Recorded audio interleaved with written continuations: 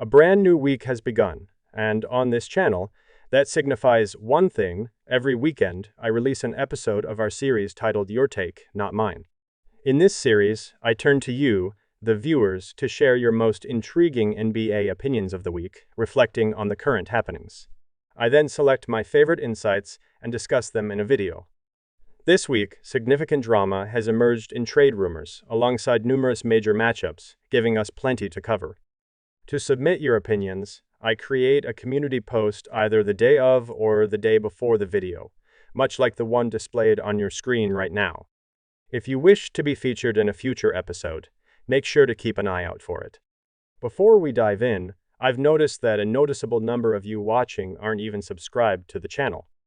If you enjoy the content, please consider hitting the subscribe button, as it greatly helps out and is much appreciated. Now, let's get started. The first opinion we'll explore today comes from Anish, who claims that Shai Gilgeous-Alexander is currently the best player in the NBA. His rise over the past few seasons has been remarkable to witness, as he has improved every year since entering the league, consistently performing at an elite level for the last 3 years. He has transitioned from being seen as a fringe all-star player to becoming an all-NBA talent who is now part of the discussion regarding the top guard in the league, and he is solidifying his position in the MVP race, working towards the title of Best Overall Player.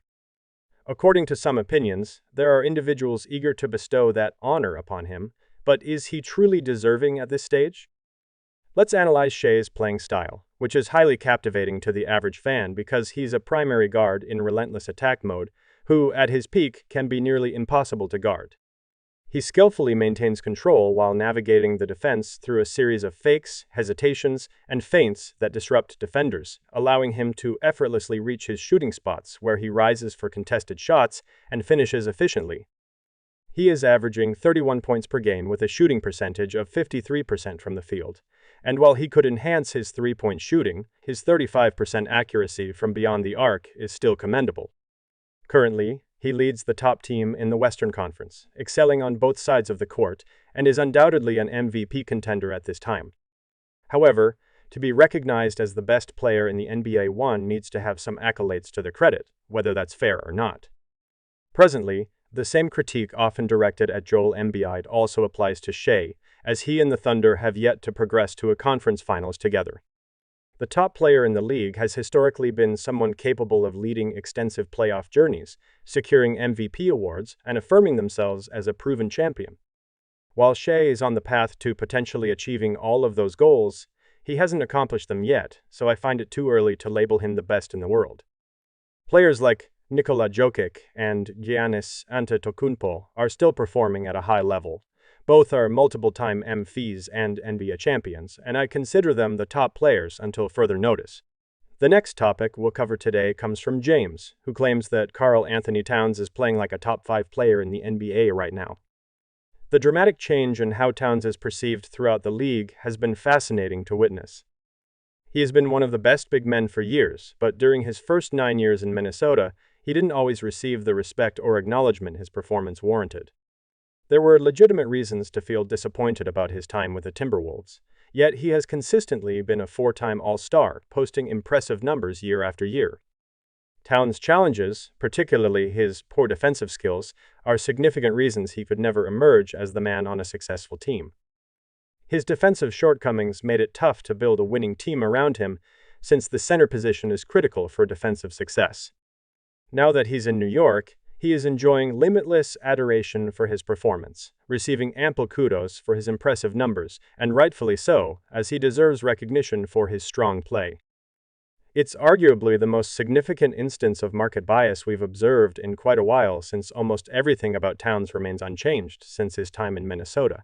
He's merely playing for a team that receives more attention every night. Towns is poised to be named an All-Star again this year, but as I noted earlier, he's already been an All-Star 4 times. He's also averaging 25 points per game this season, shooting the ball with remarkable efficiency and making threes at a fantastic rate. However, none of this is new for Towns, as he has had 3 previous seasons where he averaged about 25 points or more, including one year where he hit 27 points per game. Furthermore, he has consistently been among the top 3-point shooting big men in the league, so the only individuals astonished by this are those who weren't paying attention before. It's also crucial to mention that while his effect on the Knicks' offense has been considerable, the team performs better defensively without him, and his defensive shortcomings continue. Therefore, it's great that Cat is finally receiving some long-deserved recognition, but the initial perspective here is simply an apparent example of it becoming overstated since he has never ventured into the top 5 player territory and isn't suddenly there now. Due to the fact that he is now competing in the major New York sports market, the final point we will discuss today originates from Sims, who states that the Heat will not trade Jimmy Butler despite his recent trade request. I will disregard the latter part of this opinion, since suggesting that Jonathan Kuminga shares the same level of talent as Alperen Sengun is somewhat ridiculous. Overall, the Heat are currently in a tricky situation. Jimmy Butler, as he has done multiple times throughout his career, is openly displaying his dissatisfaction with his current team, clearly indicating he wants out. While he was with the Timberwolves, the organization made every effort to find a solution with him before ultimately giving in to his demands and trading him. We are now witnessing a sense of déjà vu, where the Heat are adamantly claiming they will not trade him, yet no one seems convinced. Butler has been at odds with President Pat Riley since early summer, when Riley made a remark about Jimmy following their playoff exit. Evaluating the situation comprehensively, the Heat organization risks losing much more if they try to play hardball by holding on to Butler, who could coast through the season without contributing. Additionally, he has a player option for next season, which reports suggest he plans to decline due to his desire to leave Miami, meaning they could end up with nothing if he departs in free agency.is. Not necessarily ideal, but at the same time, he is 35 years old and experiencing a slight decline individually, making it challenging to receive a significant trade offer for him. I believe, ultimately, NBA teams aiming to go all in often relent as the deadline nears and entertain reasonable trade proposals due to the pressure of needing to secure a championship. Butler can still provide value to a team with championship goals in the playoffs, as he is among the league's most reliable playoff performers. The Heat should definitely consider trading him now to move past the entire situation, since the longer it drags on, the more detrimental it will become.